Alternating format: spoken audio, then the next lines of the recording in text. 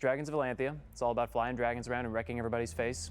You pick a dragon, you pick a rider, you go out, you blow people up, then you get blown up, you pick a new dragon, you pick a new rider. Dragon rider combat. It's about as straightforward as you can get, but it's a hell of a lot of fun. Going back years, I've noticed that dragons and riders show up in fantasy fiction, show up in movies, and it's cool to see, but no game really ever focused on it. And we decided we're going to focus on that to make sure we get that right. You get to choose your own dragon. You get to choose your own rider. You get to create new combinations. The dragons are all varied and different. Not one of them is alike. Whatever combinations you come up with creates a whole new set of powers. Good news is the game's going to be free to play. The bad news is it's going to be hard to make a profit for us.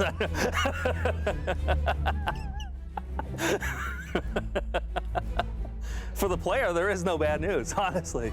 Even better than that, it's free to play where we want everyone to have access to all of the dragons and all of the riders. We really like, just like I do, all the combinations that come up because of it. And we want everyone from the first 5 minutes there in the game to be able to see that diversity, that difference between every combination they can pick up. Free to play is important because it allows us to have a large audience. And the thing about a multiplayer game is it's nothing without lots of people. So we're willing to take the risk that people will pay for the fluff items and the booster packs so that we can make sure we have the widest possible audience. My title is art director, but mostly what I do is draw dragons, model dragons, texture dragons, animate dragons. Basically, I make dragons for a living. I've been working on the game since January, since its inception. And I was in the initial meeting when we decided what project we were going to be working on next. The idea goes back a ways, but we I guess came back, revisited it, and been working on it ever since. Well, usually what we do is we'll set up a meeting and we'll say, okay, we need another dragon. So where do we go? We brainstorm. It's a collaborative process, which is something that I absolutely love about working with Simutronics. We all get to express our opinion, and sometimes it's shot down. No, we have fun. We do. We have a lot of fun. Oh, the team here is just fabulous. I mean, we've been working together, most of us, for years, making online multiplayer games. This crew is probably the best I've ever had.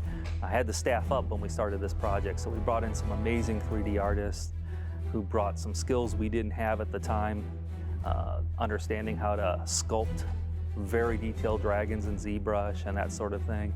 And of course we have an amazing art director, Tracy, who really helps drive the vision of what this thing looks like.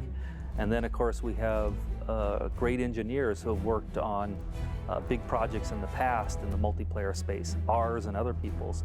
And so I'm feeling really excited that I was able to bring this kind of talent together. Of all the games that we've created, so far it's my favorite. It's really fun to get in there with your friends and talk trash and pick them off one by one. Well, that's what I would like to do. Usually what happens is I get in there, I get picked off, I pick a new dragon, I get picked off again, but I'm getting better. I love playing the game, yeah. I think probably the Bone Drake, the Undead Dragon, and the Paladin are my favorite combinations. The dragon is kind of a wiry, creepy looking thing, and I don't know why that appeals to me, but I don't know what that says about me as a person. If the game isn't fun to us, we pretty much know that it's a stinker, but this is a lot of fun. We like it.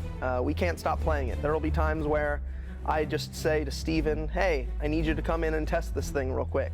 And before we know it, we've been playing for 10 minutes and I forgot what I was testing. Well, as you can see, the game is really far along already. So we get the question, why Kickstarter? Why now? There's a lot of work left to be done. It's beautiful, it's playable, but we have to make sure that we can scale it out so we can get as many players in as possible. We got to scale worldwide so we can get players in from everywhere. This takes a lot of infrastructure.